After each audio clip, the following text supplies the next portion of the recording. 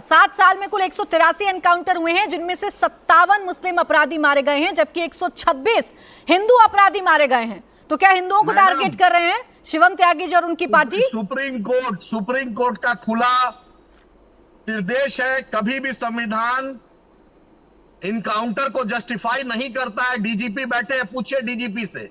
और मैं आपको बता दूं, बतलाइए बीएचयू का जिसने रेप कांड में पकड़ाया, उस पर योगी आदित्यनाथ का बुलडोजर क्यों नहीं चला? टेनी के बेटा पे क्यों नहीं चला? संजीव, आंकड़ों पर नहीं बात करेंगे, इधर उधर घूम जाएंगे। चलिए ठीक है, बीएचयू की घटना पर सवाल कर लेती हूँ। रुक जाइए, सुधींद्र जी से एक जवाब ले लूं। रुक जाइए आदिल हसन जी, सुधींद्र जी, उनकी आवाज थोड़ी कम ही रखिएगा। सुधींद्र जी, ये उत्तर प्रदेश की सरकार पर आरोप है, बयानों को लेकर ये आरोप है कि भाई आप एक जाति विशेष को टारगेट करते हैं।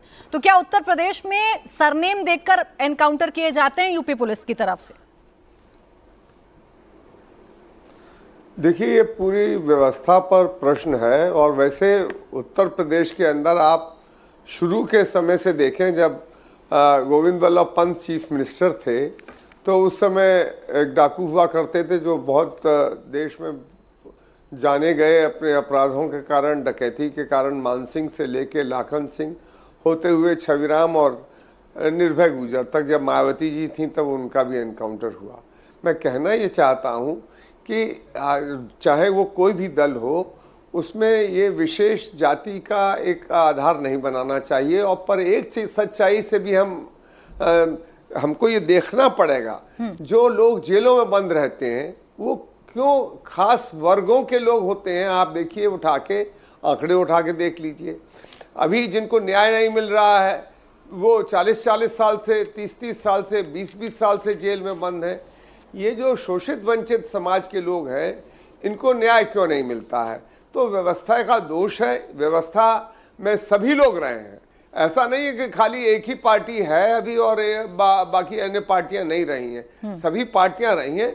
व्यवस्था दोषपूर्ण है, इसलिए मैं ये कहूँगा इस दोषपूर्ण व्यवस्था को और इस नज़रिया को बदलने की ज़रूरत है। पुलिस की चुस्ती की ज़रूरत है।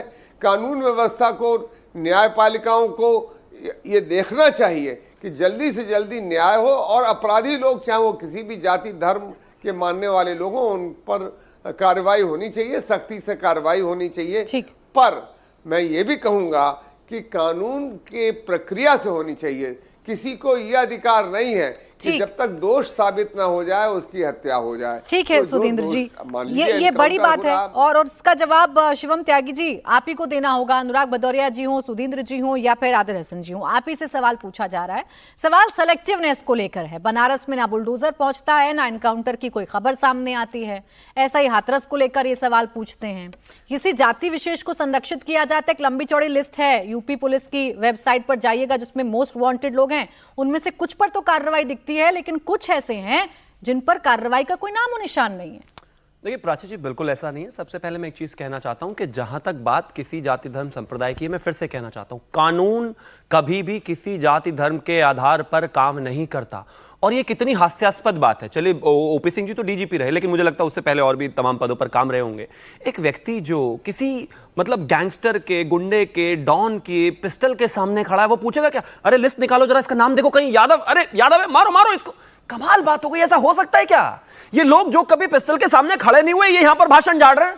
मैं सम्मान कहना चाहता हूं, ये तर्कहीन है। ये बात, ये संभव ही नहीं है। एक क्राइम में, अरे चुप रहिए प्लीज, अभी आप पर भी आऊंगा, रुकिए जरा, चिल्लाइए मत, अभी आप पर भी आऊंगा, रुकिए जरा। और बड़ी सम्मान से मैं एक चीज कहना चाहता हूं, ऐसा हो नहीं सकता। और मैं तो कहता हूं ना, मेरी बात मत मानिए, लिस्ट उठाइए और देखिए और समझिए कि उसमें हर जाति धर्म संप्रदाय का व्यक्ति है। अब एक और चीज पर मैं कहना चाहता हूं। इन्होंने सुधींद्र जी ने कहा कि हाँ, जो पिछड़े समाज से आते हैं, इस तरह के लोग ज्यादातर जेलों में क्यों है। मैं मानता हूं, बिल्कुल ठीक बात है। सोशल अपलिफ्टमेंट की आवश्यकता है, लेकिन अखिलेश यादव का तो सोशल अपलिफ्टमेंट सिर्फ मुस्लिम और यादव से ही शुरू होता है भाई। ये बलात्कारी मुस्लिम हो तो पीछे खड़े हो जाते हैं, बच्ची की 12 साल का डीएनए। बलात्कारी यादव हो तो उसके पीछे खड़े हो जाते हैं। गुंडा गैंगस्टर अगर यादव हो तो उसके पीछे खड़े हो जाते हैं। कौन कहता है कि पिछड़ों का अपलिफ्टमेंट नहीं होना चाहिए? होना चाहिए, लेकिन थोड़ा समय और दे दीजिए। कुछ नाम बताते हैं। मुझे नाम बताइएगा। ब्रजेश सिंह, थोड़ा समय और दे दीजिए। 106 मुकदमे, कितनी बार बुलडोजर पहुंच गया? धनंजय सिंह, मैं फिर से कहना, 46 मुकदमे, कितनी बार बुलडोजर पहुंचा या उसके गुर्गों का एनकाउंटर हो गया? गया। खुद ही उस पर आ रहा था। हाँ, अभी सुप्रीम कोर्ट ने जो है एक टिप्पणी की थी बुलडोजर को लेकर, जिस विषय में आने वाले 17 तारीख को वहां पर केस भी है। हम बिल्कुल क्लियर करना चाहते हैं कि बुलडोजर का जहां तक विषय है, वो किसी के जो उसका कंस्ट्रक्शन है, जो उसने बनाया हुआ है, वो अवैध तरीके से अगर किसी ने कोई भी चीज जमीन कब्जाई हुई है, वो खाली करने के लिए। एग्जाम्पल मोहित खान के विषय में, जो सपा का नगर अध्यक्ष था बलात्कारी अयोध्या का, उसके विषय में उसने तालाब की एक पूरी जमीन कब्जाई हुई थी, बुलडोजर पहुंचा। इसके अलावा अगर मैं बात करूं तो खासतौर पर मुख्तार अंसारी ने एक गजल होटल बनाया था, सुनाता होगा वहां से बैठकर समाजवादी पार्टी के किसी नेता को गजल, वो अवैध प्रॉपर्टी पर था, उस पर बुलडोजर चला। कोई एक ऐसा मुझे व्यक्ति बताइए जिसका अवैध हो, कोई भी प्रेमिसेस अवैध हो और उसका विषय पर जो है बुलडोजर ना चला हो और किसी समाजवादी वाले ने बताया हो। छोड़िए 10 सेकंड और दे दीजिए, 10 सेकंड। उत्तर प्रदेश में मंत्री रहे, जब गलती से कोई एक जो है उनका अवैध जो है दीवार आगे निकल गई, तो उत्तर प्रदेश की सरकार में उस पर भी बुलडोजर चला। भाई हम नहीं कर रहे, लेकिन अब बुलडोजर चलाने के लिए अवैध होना किसी कंस्ट्रक्शन का बेहद आवश्यक है।